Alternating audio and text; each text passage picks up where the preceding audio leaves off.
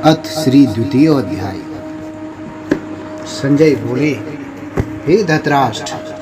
तब श्री कृष्ण दया युक्त नेत्रों से आंसू भरकर व्याकुल चित्त अर्जुन से बोले, हे अर्जुन, अनर्थ के सेवन करने योग्य अपयश कारक नरक में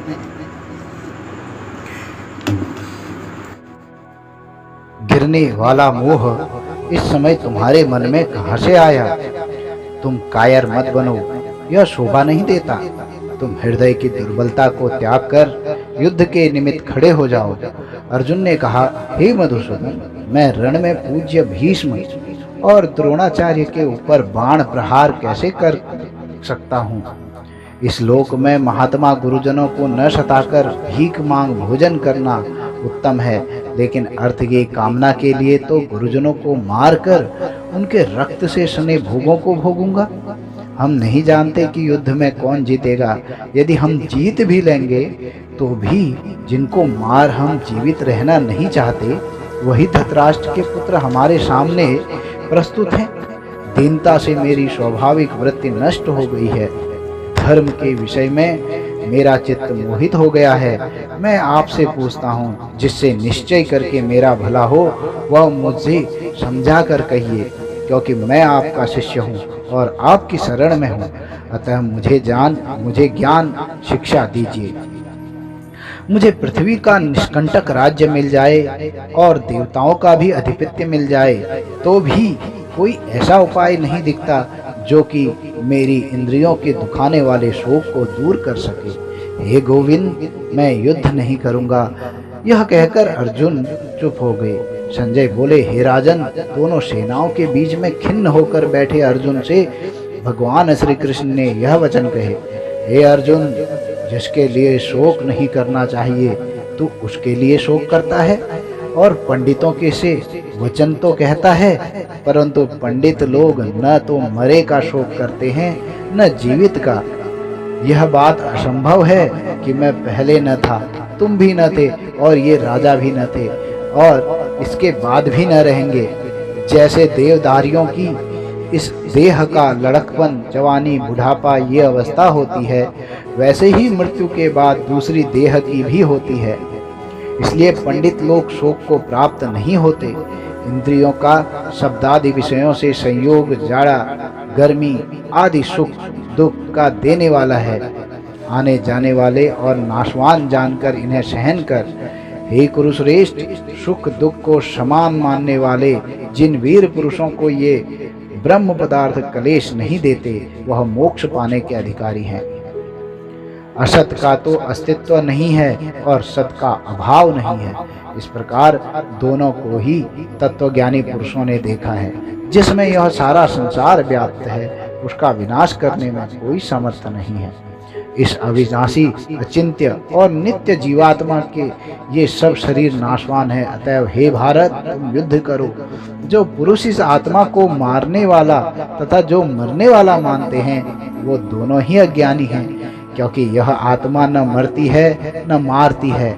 आत्मा न कभी जन्मती है न मृत्यु को प्राप्त होती है, न कभी मरेगी न कभी जन्मी थी। यह अजन्मा, नित्य, कभी न घटने बढ़ने वाली और सनातन है। शरीर के नष्ट होने पर भी वह नाश को प्राप्त नहीं होती। जो पुरुष इस आत्मा को नित्य, अविनाशी, निर्विकार और अजन्मा जानता है, वह किसको घात करवाएगा और किसको मारेगा? जिस प्रकार मनुष्य पुराने वस्त्र फेंक कर नए वस्त्र ग्रहण करता है, उसी प्रकार आत्मा पुरानी देह को छोड़कर नई देह धारण करती है। आत्मा को शस्त्र नहीं काट सकते हैं, अग्नि जला नहीं सकती है, जल भिगो नहीं सकता। वह ना भीग या गल सकती है और न सूख सकती है। यह अविनाशी, सर्वव्यापी, स्थिर, अचल और सनातन है। यह इंद्रियों से जानी नहीं जा सकती। यह कल्पना से भी परे है और इनमें हेर फेर नहीं हो सकता। इसलिए ऐसा जानते हुए तुम्हें शोक करना उचित नहीं है। महाबाहो, यदि तुम इस आत्मा को नित्य जन्म लेने वाला, मरने वाला मानते हो, तो शोक नहीं करना चाहिए, क्योंकि जो जन्मा है उसकी मृत्यु है और जिसकी मृत्यु हुई है उसका जन्म होना निश्चित है। अतः जो बात अनिवार्य है उसके लिए शोक करना व्यर्थ है। जन्म लेने से पहले क्या था किसी को मालूम नहीं, मध्य में कुछ प्रकट होता है और फिर मरने से पीछे क्या होगा कोई नहीं जानता। ऐसी दशा में किसी बात का शोक करना क्या तुमको उचित है? कोई मनुष्य तो इस आत्मा को आश्चर्य से देखता है, आश्चर्यवत वर्णन करता है, कोई आश्चर्यवत मानकर सुनता है, परंतु कोई देख कह वह सुनकर भी भली प्रकार नहीं जानता है। सबके शरीर में यह आत्मा नित्य अविनाशी है। अतः सब प्राणियों के लिए तुमको शोक करना उचित नहीं है, क्योंकि क्षत्रियों को धर्मपूर्वक युद्ध से बड़ा और कुछ भला करने वाला नहीं है। हे पार्थ, बिना इच्छा किए स्वर्ग का द्वार रूप युद्ध तुमको स्वतः प्राप्त हुआ है। ऐसा सुअवसर भाग्यवान क्षत्रियों को ही मिलता है। यदि तुम अपने धर्म के अनुसार इस संग्राम को न करोगे तो अपना धर्म और बड़ाई खो बैठोगे और पाप को प्राप्त होगे। सब लोग सदा तुम्हारी अपकीर्ति करेंगे और प्रतिष्ठा वाले पुरुषों के लिए अपयश का होना मृत्यु से भी बढ़कर है। तब ये महारथी समझेंगे कि अर्जुन डर कर संग्राम से भाग गया और सब लोग तुम्हारे पराक्रम की निंदा करते हुए अनेक तरह से दुर्वचन कहेंगे। इससे बढ़कर दुख तुमको क्या होगा? यदि युद्ध में नष्ट हो गए तो स्वर्ग के भागी होगे और जीतने पर पृथ्वी का राज्य भोगोगे। इसलिए युद्ध के निमित्त दृढ़ प्रतिज्ञ होकर खड़े हो जाओ। दुख सुख लाभ हानि जय पराजय इन सब को समान समझकर युद्ध के लिए तैयार हो जाओ। ऐसा करने से तुम पाप को प्राप्त नहीं होगे। हे पार्थ, यह ज्ञानोपदेश ज्ञान योग के विषय में तुझसे कहा गया। अब निष्काम कर्म योग के विषय में सुनो, जिस ज्ञान को पाकर कर्म बंधन से तेरी मुक्ति होगी। कर्म योग मार्ग में एक बार प्रारंभ किए कर्म का नाश नहीं होता और विघ्न पड़ने पर भी शुभ फल तथा इस कर्म का केवल प्रारंभ ही संसार के भय से छुड़ाकर पूर्ण ब्रह्मा प्राप्त कराता है। निश्चय करने वाली बुद्धि इस निष्काम कर्म में एक ही कामना वाले पुरुषों की बुद्धि एकाग्र नहीं रहती, उसकी शाखा प्रशाखाएं होती हैं। ऐसी दशा में मनुष्य संदेह में रह जाता है। स्वर्ग सुख को ही जो उत्तम पुरुषार्थ समझते हैं, उनका कामनाओं से चित्त व्याकुल होने के कारण निश्चयात्मक बुद्धि से मोक्ष साधना उत्पन्न नहीं होती। कारण कि उनका चित्त भोगादि में सदैव मग्न रहता है। जिन मनुष्यों का चित्त इस प्रकार मोह में लिप्त है और जिनकी आसक्ति भोग विलास और ऐश्वर्य में है, ऐसे पुरुषों के अंतःकरण में निश्चयात्मक बुद्धि नहीं होती। हे अर्जुन, वे त्रिगुणात्मक हैं, तुम निष्काम हो जाओ। दुख सुख को समान जानकर नित्य क्षेम आदि स्वार्थों में न पड़कर धीरजवान और आत्मनिष्ठ हो जाओ। तुमको केवल कर्म करना चाहिए, तुम्हारे अधिकार में फल नहीं है। तुम न तो फल की अभिलाषा में काम करो और न निकम्मे ही रहो। फल की आशा त्याग कर कर्म की सफलता व असफलता को समान समझकर तुम योगस्थ होकर कर्म करो। फल की इच्छा रखने वाले निकृष्ट होते हैं। निष्काम करने वाला पुरुष ईश्वर कृपा से इसी संसार में सुकृत तथा दुष्कृत इन दोनों ही का त्याग कर देता है। जो सब कर्मों में कल्याणकारक है, कर्म फल को त्याग कर ही बुद्धि युक्त ज्ञान का पुरुष जन्म बंधन से हटकर मोक्ष को पाते हैं। जब तुम्हारी बुद्धि मोहवन के बाहर निकल जाएगी, तब तुम्हारा मन आगे होने वाली तथा हुई बातों से विरक्त हो जाएगा। अनेक श्रुति स्मृतियों के वचनों को सुनने से तुम्हारी बुद्धि भ्रमित हो गई है। जिस समय वह निश्चल होकर आत्मा में स्थित होगी, तभी उसको तत्व ज्ञान प्राप्त होगा। अर्जुन ने पूछा, हे केशव, आत्मस्वरूप में निश्चल बुद्धि वाला किसको कहा है?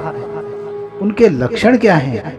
श्री कृष्ण बोले, हे अर्जुन, जो महापुरुष मन की सब कामनाओं को त्याग देता है और अपने आप ही से प्रसन्न रहता है, उसको निश्चल बुद्धि वाला कहते हैं।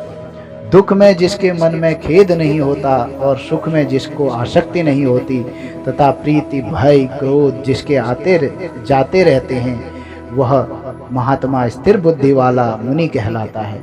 जो सर्वत्र स्नेह रहित विचरता है, जो शुभ पदार्थ प्राप्त होने पर हर्ष नहीं करता, अशुभ से अप्रसन्न नहीं होता, उसी को स्थिर बुद्धि जानना चाहिए।